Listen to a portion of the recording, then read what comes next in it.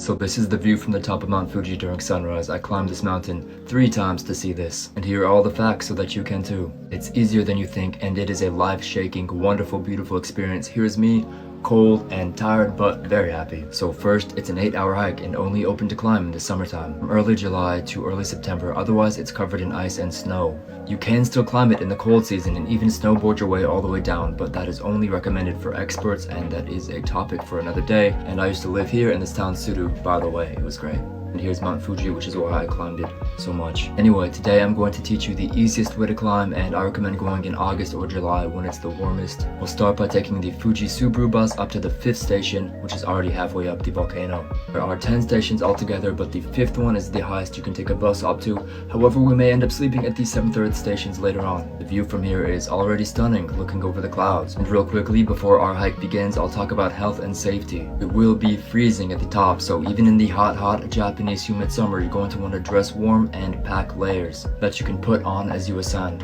At every station, you can also buy small portable oxygen cans because the air does get thinner near the top.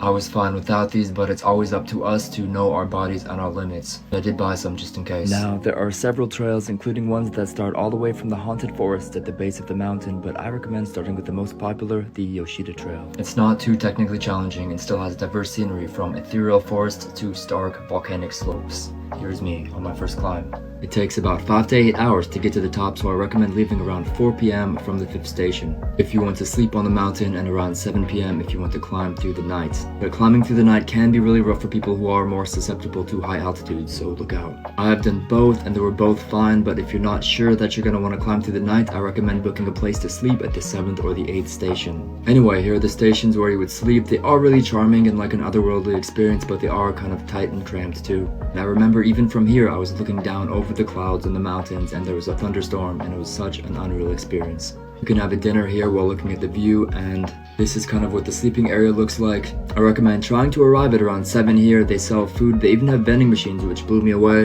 And then you should try to wake up at around 1 in the morning to climb to the top, where the sun will be rising at around 4 in the morning. And again, I always find the view breathtaking. Ignore the jumping pose. It's not a very technical climb, but it is just arduous. There's just a long line of people going up, and I recommend getting a headlight for climbing in the dark too. The way down is much quicker, like switchbacks on a fire road kind of a hike. And when it gets warmer, about halfway down, pro tip, I always stop there to have a picnic and take a bit of a nap, especially if I don't pay to sleep on the mountain. It's about $50 to $65 to sleep there, and worth it because it is a nice rest and a fun experience. And toilets do cost about $1 to use too, so make sure you have some change. Anyway, I hope to do this again this summer and maybe one day in the winter too, so thank you for watching.